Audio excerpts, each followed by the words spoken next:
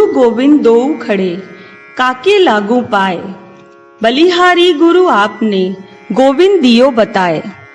ये पंक्तियां हमें बताती हैं कि गुरु का स्थान सबसे ऊपर है। ईश्वर को पाने के लिए भी हमें गुरु के मार्गदर्शन की आवश्यकता होती है। आज गुरु पूर्णिमा के अवसर पर मैं आपके सामने एक छोटी सी कहानी लेकर आई हूं, जिसमें यह बताया गया है कि एक गुरु के होने से हमारा जीवन कैसे एक उत्सव की तरह व्यतीत होता है। एक समय की बात है, एक शिष्य ने अपने गुरुजी से पूछा, गुरुजी, जीवन क्या है? बेटा, अगर आपके जीवन में गुरु नहीं तो जीवन संघर्ष है, और गुरु है तो जीवन एक खेल है। और गुरु के द्वारा दिया गया ज्ञान पूरी तरह से प्राप्त कर लेते हैं तो जीवन एक उत्सव है। यह सुनकर वह शिष्य पूरी तरह संतुष्ट नहीं हुआ और यह बात गुरुजी को समझ में आ गई। तो गुरुजी ने कहा, बेटा, मैं तुम्हें एक कहानी सुनाता हूं। एक बार एक आश्रम में 3 शिष्यों ने एक गुरुजी से शिक्षा प्राप्त करने के बाद बड़ी विनम्रता से पूछा, गुरुजी, आपको गुरु दक्षिणा में क्या चाहिए? एक थैला भरकर सूखे पत्ते ला सकोगे? यह सुनकर सभी शिष्य चौंक गए और मन ही मन सोचने लगे कि गुरुजी ने कितना आसान काम बताया है। इन सूखे पत्तों का क्या मूल्य और क्या महत्व। और वो जंगल में सूखे पत्ते इकट्ठे करने चले गए। वहां जाकर उन्होंने देखा तो उन्हें थोड़े से सूखे पत्ते दिखे। वो सभी हैरान हो गए, आपस में बात करने लगे कि जंगल से सूखे पत्ते कौन ले गया। तभी उन्हें एक किसान दिखा। तब शिष्य ने किसान से पूछा, हम यहाँ सूखे पत्ते लेने आए थे, लेकिन यहाँ तो थोड़े से सूखे पत्ते हैं। क्या आपके पास और सूखे पत्ते हैं? नहीं नहीं, मैं आपकी मदद नहीं कर सकता। मैं तो पहले ही सूखे पत्ते इकट्ठे करके उन्हें खाना बनाने में काम में ले चुका हूँ।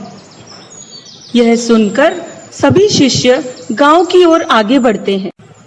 वहां उन्हें एक व्यापारी मिलता है और वो व्यापारी से पूछते हैं, क्या आप हमारी मदद कर सकते हो? मैं आपकी कोई मदद नहीं कर सकता।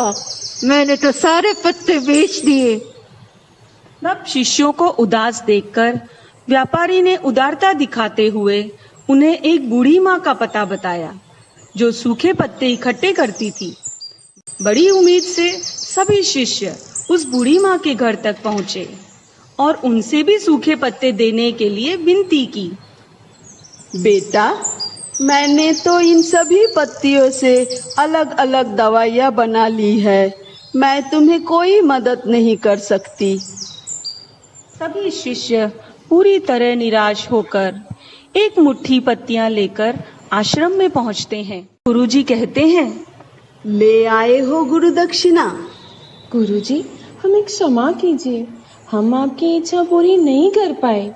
हमें लगा था कि सूखी पत्तियां तो यूं ही आसानी से मिल जाएगी, लेकिन हमने देखा कि इन पत्तियों का लोग अलग अलग जगह अलग अलग तरह से उपयोग कर रहे हैं। गुरुजी मुस्कुराने लगे और उन्होंने कहा, ये जो मुट्ठी भर सूखी पत्तियां आप लाए हो, ये मुझे दे दो। इनका भी बहुत बड़ा महत्व है।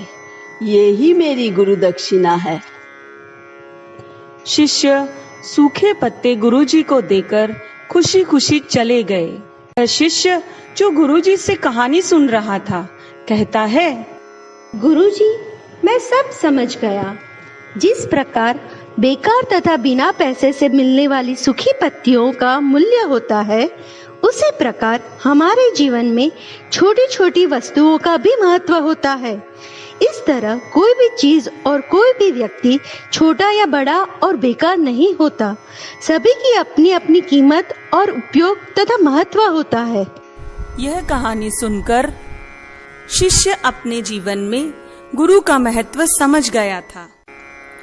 रहीमन देख बड़ेन को लगू न दीजिए डार, जहां काम आवे सुई का करे तलवार। तो बच्चों, इसीलिए हमें सबका आदर करना चाहिए, सबकी रिस्पेक्ट करनी चाहिए।